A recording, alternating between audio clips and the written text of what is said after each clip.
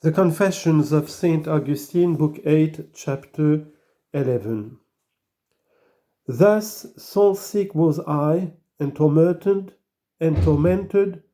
accusing myself much more severely than my wont, rolling and turning me in my chain, till that were wholly broken, whereby I now was but just, but still was held.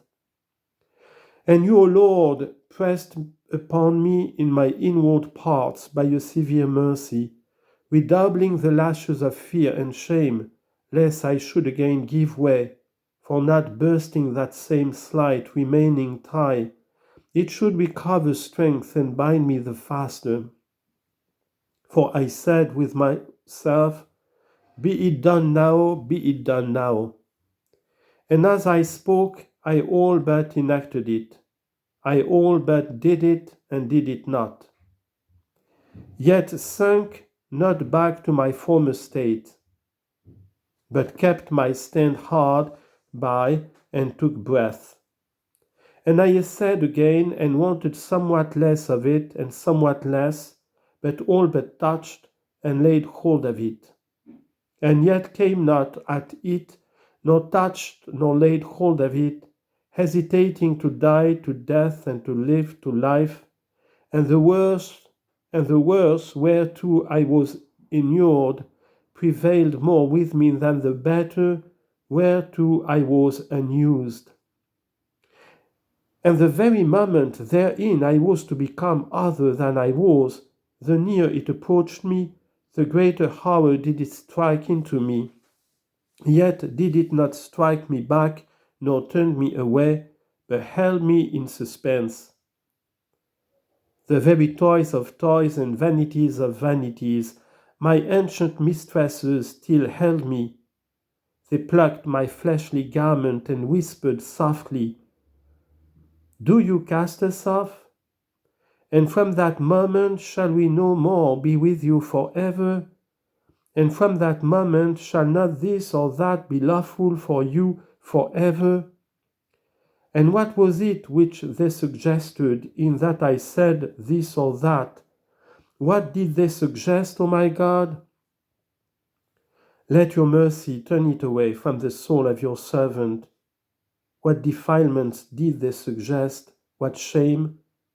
And now I much less than have heard them, and not openly showing themselves and contradicting me, but muttering as it were behind my back, and privately plucking me, and I was departing, but to look back on them. Yet they did retard me, so that I hesitated to burst and shake myself free from them, and to spring over whither I was called. A violent habit saying to me, "Think you can live without them?" But now it spoke very faintly, and on that side whither I had set my face, and whither I trembled to go, there appeared unto me the chaste dignity of continency, serene, yet not relaxedly, gay, honestly alluring me to come and doubt not, and stretching forth to receive and embrace me, her holy hands full of multitudes of good examples. There were so many young men and maidens here, a multitude of youth and every age, brave widows and aged virgins, and continence herself in all not barren, but a fruitful mother of children of joys, by you her husband, O Lord.